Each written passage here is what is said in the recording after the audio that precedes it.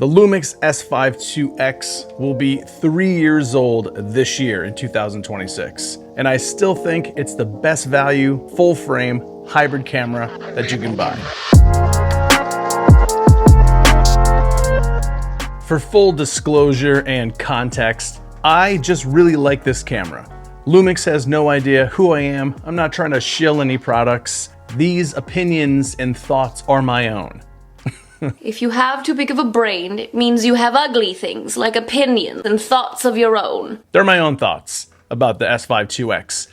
But I did some homework and I did some comparisons, and that's what I want to talk about in this video. This 2.5-year-old camera is packing some specs that keep up with, and in some cases surpass, some of the new releases. Those specs include, and are not limited to, 6K open gate recording, pre-capture in up to 30 frames a second in photo modes for my wildlife and sports shooters out there, incredible IBIS, arguably the best in the industry, more resolutions and frame rates than you'll ever go through. It can record ProRes internally, ProRes HQ to an SSD, and ProRes RAW and Blackmagic RAW to an external recorder like the Atomos Ninja 5. It's got a very trustworthy autofocus system. This has been a hang-up for a lot of people when it comes to Lumix cameras in the past few years. But trust me, Lumix has addressed this, and they continue to improve with every firmware update that they release for all of their camera bodies.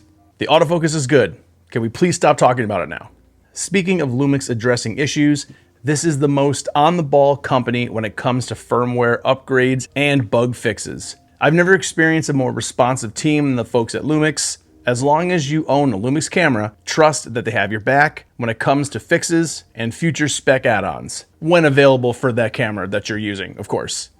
The L-Mount Alliance lens selection has you covered. Over the past year, I've seen a big increase in brands offering L-Mount versions of their popular lenses. Lumix themselves have released some pretty kick-ass options too. The 24-60 f2.8 and their 100-500mm telephoto zoom are my two favorite lenses this year. Check out my review on the 100-500mm after this video, and I'm currently putting together a video covering my experience with the 24-60, so make sure you're subscribed so you don't miss out. Lastly is the ability to connect with the Lumix Lab app. I could make an entire video about that by itself. Hear me out, no other brands offer what the Lab app has, and how easy it is to use. I'm sure there's a few things I've missed. If so, let me know in the comments below. I'd love to hear your thoughts, especially if you already own this camera. Regardless of what I missed, based solely on what I mentioned, and considering that this is an old camera, the S5iiX is still a viable option in 2026.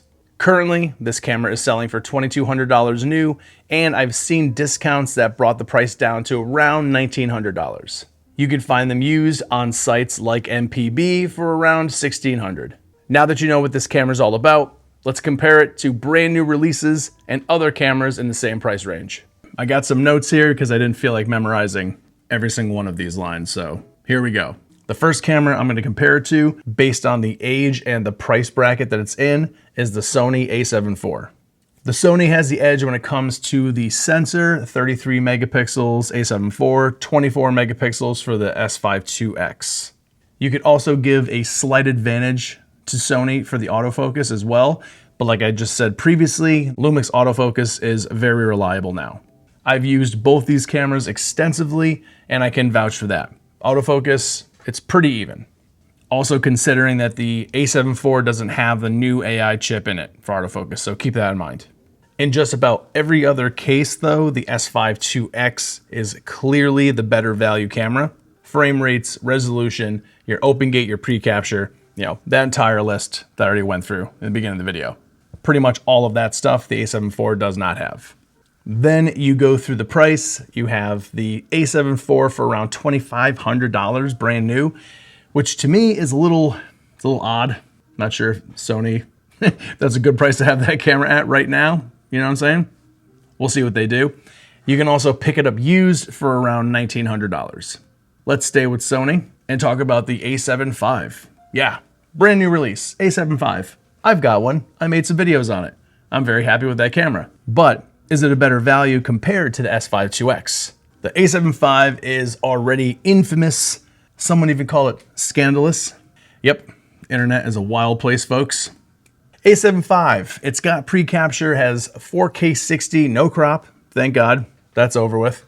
It has the brand new, completely alien designed autofocus system with that new chip and the thing, I don't even know how they do it. I do give the edge to that new system over the S5iiX, but comparatively speaking, no other brand does autofocus better than Sony's new AI chip.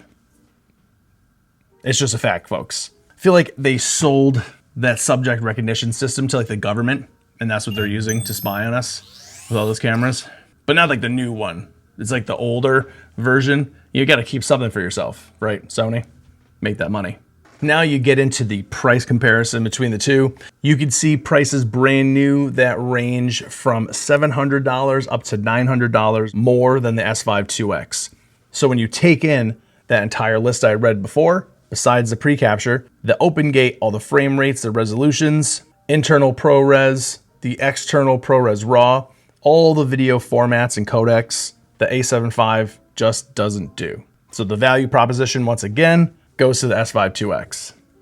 Next up, let's talk about the Canon R6 Mark III. I actually rented this camera out for a week to get my head wrapped around it, what it can do, what it's capable of, what are the shortcomings, and to tell you the truth, I was pretty happy with that camera. It was fun to use, and it was like this close to going into lensrental.com. Would you like to keep your rental? And I was just like, you know, I was like, no, I can't do it. I'm thinking RF glass. I'm getting ahead of myself. Hold on. Canon really went to town with this thing. 7K, open gate at 30p, pre-capture shooting with 0.5 seconds of frame save before you fully release the shutter, internal raw video, the addition of C-Log 2, which they did not have on the older R6 Mark II. If I am right, no, I'm right about that. That's 100%. This is a really, really good hybrid camera, probably, without considering the price, maybe the best hybrid camera on the market that has just been released. There's a couple small flaws with it. We'll get to that in just a second. But the Canon R6 Mark III, solid camera. I did do a comparison overheating test with the S1 Mark II and the Canon R6 Mark III, so stay tuned for that video. Should be out pretty soon. I'm trying to rapid fire through some thoughts after the year, after the holidays. I also made an IBIS video, a stability video about the Canon R6 Mark III. I'll leave that, I think it's like over here. No, is it over there? It's one of these. It's over here somewhere, so go click on that video. It's really interesting. So between the overheating and the IBIS, I would put those in the lacking category for the Canon R6 Mark III. Oh, and at this point in the video, if you're here and you're watching, just hit like, please. Give me a thumbs up. I just noticed that. It's just do it right now, please. Thank you. If you're finding any value in this, you're watching a video for 2 or 3 minutes, and this probably took like 3 or 4 hours to make. So thank you. Appreciate it. Did I already say that? I think that Canon can improve on that IBIS and the overheating with that camera. Maybe firmware stuff is coming out for it. I just want to add that in there too. Their IBIS is a jello-y mess. That's just, it is what it is. You can't even argue with that anymore. It's just, you just see the whole background just wobbling away. It's not fun. The RF lens selection is incredible. The glass is awesome. I'm a big fan of it. There's a lot of people that shoot professionally that are big fans of it, but my goodness, it is so expensive. Keep that in mind. Then it gets to the price. The Canon R6 Mark III is $2,800 right now at the time of the recording. So it's a $600 difference between the R6 Mark III and the S5iiX if you're to buy them both brand new. So does the Canon R6 Mark III offer enough to get you to spend that extra $600? The final camera. This one is by far the closest when it comes to spec and price. I want to be fully transparent here too. I especially don't want you to think I'm full of shit here. When I was thinking about this video, I made a what's in my bag Lumix video a day ago or a couple days ago. I'm not really sure where it's going to fall in there. And I chose the S5iiX to be one of the main pieces of my Lumix setup. So that's where this inspiration for this video came from. I was looking at the camera comparisons and the price ranges and the releases. I came across the Nikon Z6 III. I knew about this camera, but I guess I didn't realize how stacked this thing really was. I had the Nikon ZR for a few weeks and I made some videos about that, but I haven't had any time at all with the Z6 III. Furthermore, I've had zero experience with any of the Nikkor lenses too. On this comparison, I'm going paper to paper, and I'm using a bit of my experience with the ZR. I'm kind of sprinkling it over the top, okay? If you disagree with me, let me know in the comments below. Don't start typing now, hold on. In the Z6 III, you've got the 24 megapixel sensor, internal RAW recording, including ProRes RAW and RAW HQ, pre-capture in photo with up to 1 second of pre-capture or saved frames before you hit the shutter, 4K 60, no crop, and it comes in brand new right now for $2,100. Woo, yeah. So, you know, sometimes you plan a video out, you're like, I got a great idea for this thing. It's a best value hybrid camera. So maybe it's like a tie between S5iiX and the Z6 III, maybe, I don't know. But it's not a tie because there's no open gate on the Z6 III. There you go. That is the one tiny slice that just like tips it over the finish line before the Nikon, in my opinion. Like I said, just, hey. Oh, and I made another note here. That's why I have these notes open so I don't lose my train of thought. I wasn't too impressed with the autofocus with the ZR. I've actually seen, it's not just me, I've seen other people make that same claim to their experience with the ZR. The autofocus is kind of a little wonky, like a extra step to doing it. So I'll kind of leave that in there, but I don't want to completely compare it to the Z6 III with that. Like I said, just based on experience from the ZR, autofocus was a little meh. These cameras are very, very close, but like I said, with the open gate and the S5iiX, to me, that is the slight winner in the value proposition of this camera compared to the Z6 III. All right, hopefully I didn't piss anyone off. If I did, definitely let me know. These are all my thoughts for why the S5iiX is probably, in 2026, one of, if not the best value hybrid camera that you can buy. Or if you already own it, I just validated you. And you probably feel very good inside, all warm and fuzzy, because validation is warm and fuzzy.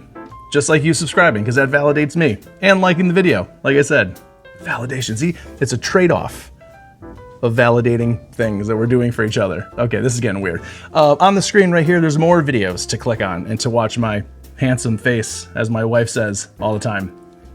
All right, now it's just getting awkward. So I'm gonna end the video. Okay, bye.